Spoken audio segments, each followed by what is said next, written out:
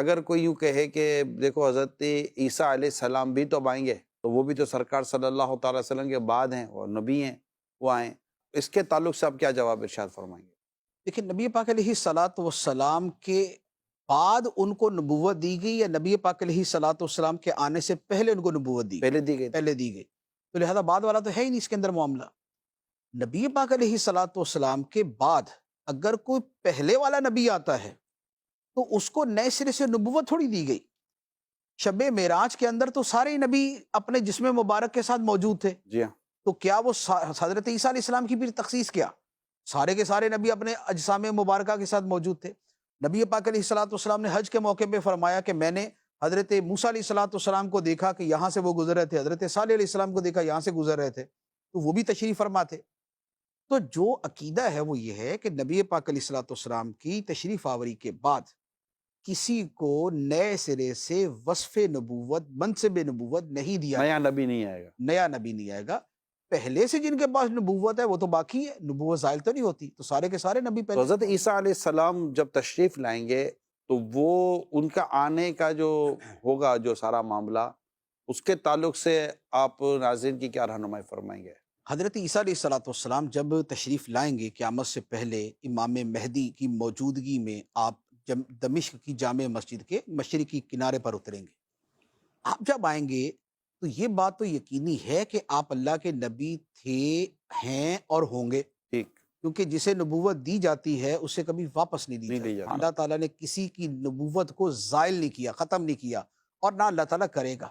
تو لہذا جب آپ تشریف لائیں گے تو آپ اللہ تعالیٰ کے نبی رسول ہوں گے، لیکن آپ دنیا میں آنے کے بعد جب آپ اس وقت تشریف لائیں گے، اس وقت آپ کی جو حیثیت ہے وہ بطور نبی کے ہوگی، یا یہ ہوگا کہ نبی ہوتے ہوئے وہ ہمارے نبی صلی اللہ علیہ وآلہ وسلم کے امتی کے طور پہ آئیں گے، واہ، آپ کی شریعت پر چلیں گے، آپ کی شریعت کی ترویج کریں گے، آپ کی شریعت کو بیان کریں گے، آپ کی شریعت کی طرف لوگوں کو بلائیں گے، آپ کی شریعت کے احکام نافذ کریں گے۔ تو جو حضرت عیسیٰ علیہ الصلوۃ والسلام کا آنا ہے وہ اپنی انجیل کے ساتھ نہیں ہوگا، وہ انجیل کے احکام جاری نہیں کریں گے، وہ انجیل کی شریعت بیان نہیں کریں گے، بلکہ نبی پاک علیہ الصلوۃ والسلام کے امت کے ایک امتی کے طور پہ تشریف لائیں گے، اور اسی دین اسلام کی شریعت، اسی کے احکام اور اسی کی ساری چیزوں کو بیان کریں گے۔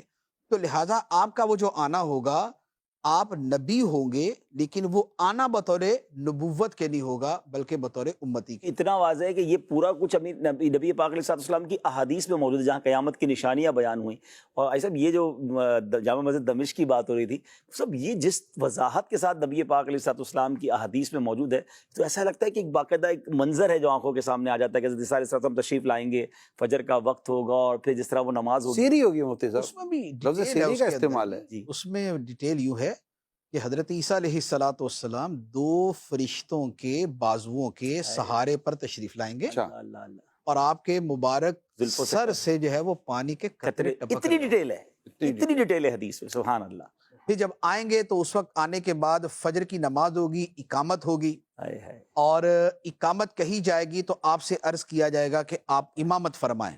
حضرت عیسیٰ علیہ الصلوۃ والسلام امام مہدی سے فرمائیں گے کہ آپ امامت کریں، اور مسلم شریف کے الفاظ ہیں کہ کیف انتم اذا نزل فیکم ابن مریم و امامکم منکم، لوگوں تمہاری کیسی شان ہوگی ہائے ہائے ہائے، کہ جب ابن مریم تمہارے درمیان نازل ہوں گے، اتریں گے، لیکن امام تمہارا ہوگا، اللہ اکبر، امام تم میں سے ہوگا، حالانکہ اللہ کے نبی ابن مریم موجود ہو۔ اللہ اکبر، تو یہ پوری تفصیل کے ساتھ یہ حدیث مبارک، سبحان، ایک بہت بالکل ہر واضح ہے۔ Crystal clear. اور یہ امامت بھی اسی وجہ سے، یعنی حضرت میں عیسیٰ یہی علیہ کہنے والا الصلوۃ تھا، جی، والسلام جو ہے وہ امامت نہیں فرمائیں گے بلکہ امام یہ میسج، مہدی امامت کریں گے، اور حضرت عیسیٰ علیہ الصلوۃ والسلام پیچھے ہوں گے، وہ اسی میسج کو واضح کرنے کے لیے کہ اب آپ کی جو تشریف آوری ہے، یہ آپ کی تشریف آوری بطور اپنی نبوت کے نہیں ہے بلکہ بطور امتی کے۔